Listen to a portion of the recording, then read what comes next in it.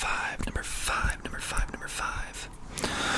The Great Bambino was both an offensive and defensive hero in Game 2 of the 1916 World Series. Babe Ruth threw a 14-inning complete game and tallied the RBI that evened the score and sent the contest into extra innings.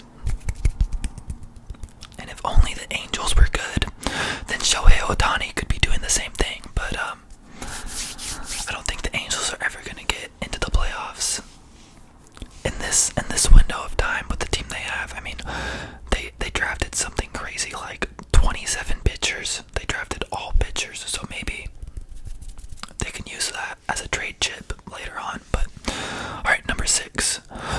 Babe Ruth's World Series ERA is pretty impressive, by the way. It's a .87 ERA. The bonus fact, the Great Bambino, Babe Ruth, overall career ERA is a 2.28, which is pretty solid. Alright. Number 7.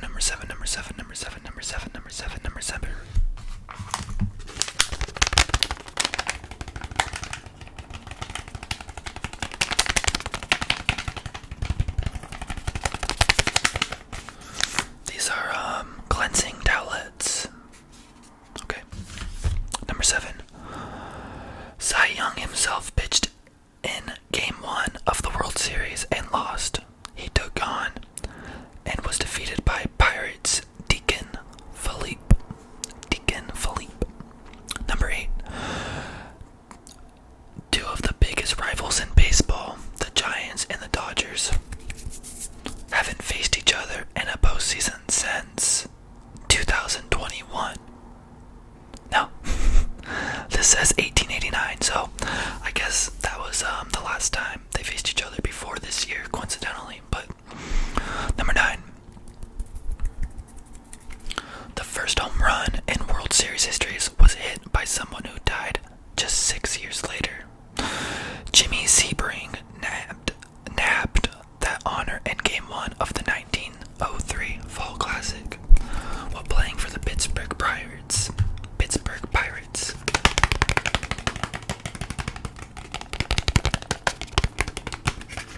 He died at age 27 in December 1909.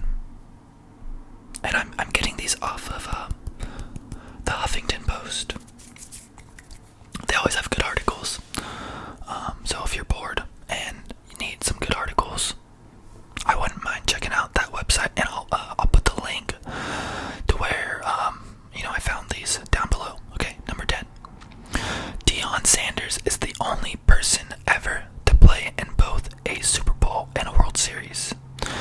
Sanders won the NFL championship rings in Super Bowls XXIX and XXX. So I think that's 20 Super Bowl 20. I don't know how to read that. I'm sorry. And 30. I know the X is a 10. I think, but then when it's an IX, you minus the. I don't know. I'm not gonna get into it. As a cornerback with the 49ers and the Cowboys, he competed for the MLB title in 1992 as an outfielder with the Braves. And big congrats to the Braves.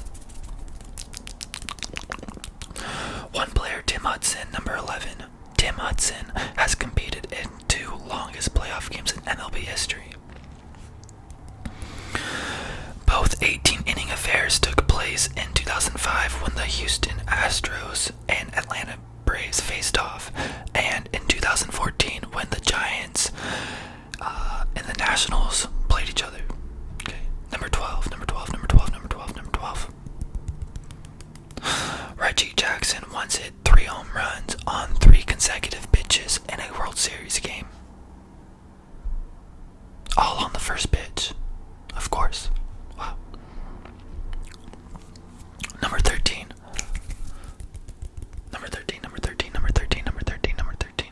Exactly twice in history of 2 players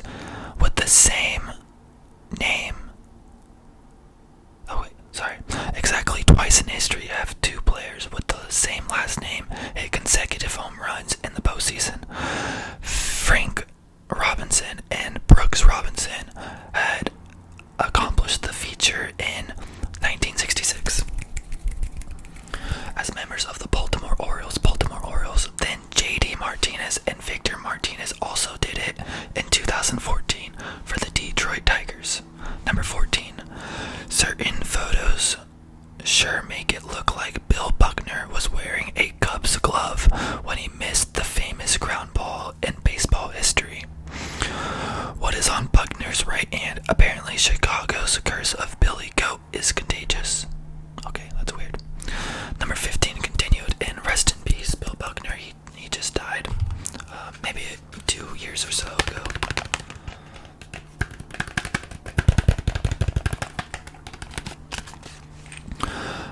Buckner apparently predicted that he'd commit that fielding error 19 days before he actually did.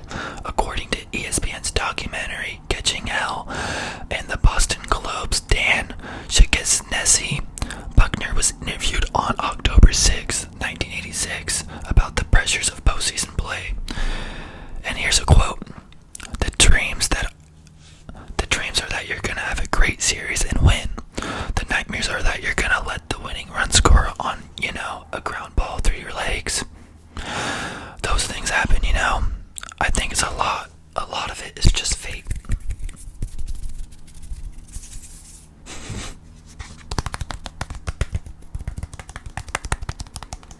Number 16.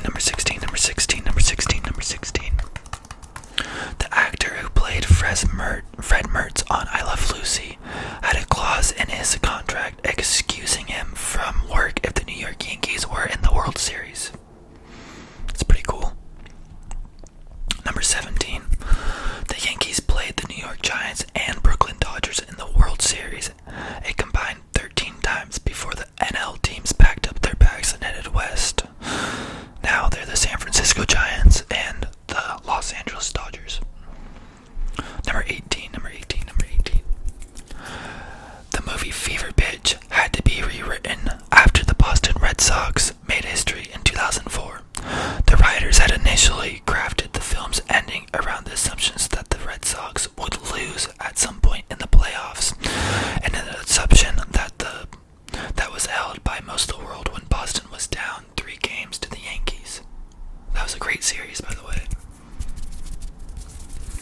Sandy Koufax refused to pitch Game 1 of the 1965 World Series because it took place on Yom Kippur. He pitched masterfully later in the series, however, and the Los Angeles Dodgers went on to beat the Minnesota Twins in 7 games. I believe that's a Jewish holiday. Number 20. There are still 2 teams that have never reached the World Series. Sorry to the Seattle Mariners and the Washington Nationals. Well, the Washington Nationals, since this article, have won the World Series. But the Expos have not, so, I guess they're sort of right. Number 21. The Florida Marlins have managed to win the World Series twice without even winning their own division. Both times they won, they were wild card teams. Okay, number 22.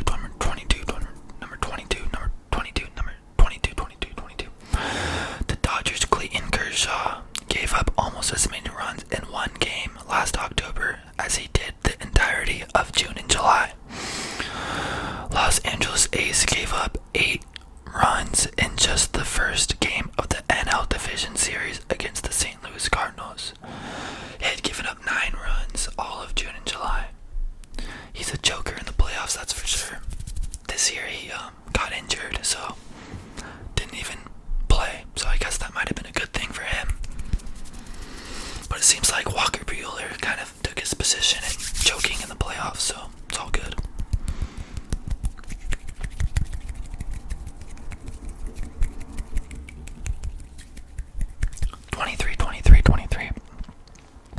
In the first years of the MLB, teams handed to commemorate championships with celebratory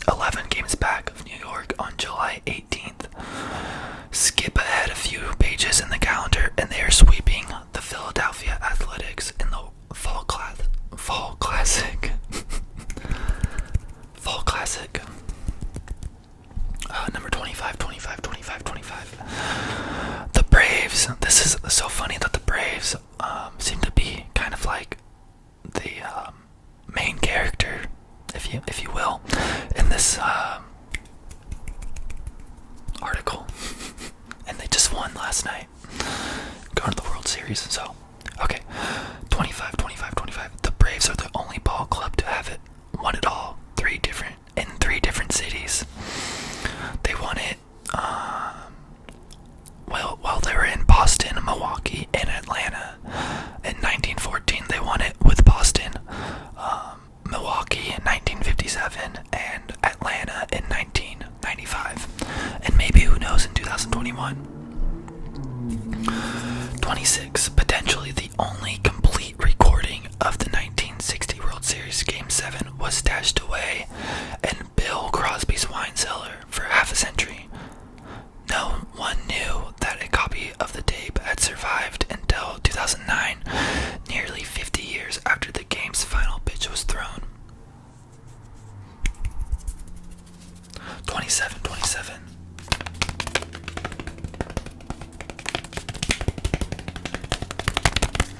And in the next fact video, I'm thinking about just doing NFL facts, because it's NFL season now, and I might want to do like a football coach role play. I know Matty Tingles just did one. If you guys listen to Matty Tingles, check him out. But I really like that, and I kind of got inspired by that. So number 27, 27, 27, 27, 27. The Yankees were better than the Pirates in almost every conceivable category during the 1960 World Series and still lost. While the Yankees fell to the Pirates in 7 games, New York scored more runs, tallied more hits, totaled a better batting percentage, and notched more home runs than the victorious Pittsburgh Ball Club.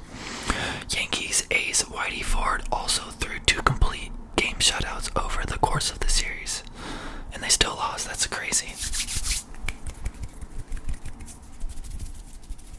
Alright, last one, guys. Last one. 28, 28, 28. Most importantly, more people have set foot on the moon than have scored on Yankee legend Mariano Rivera in the playoffs.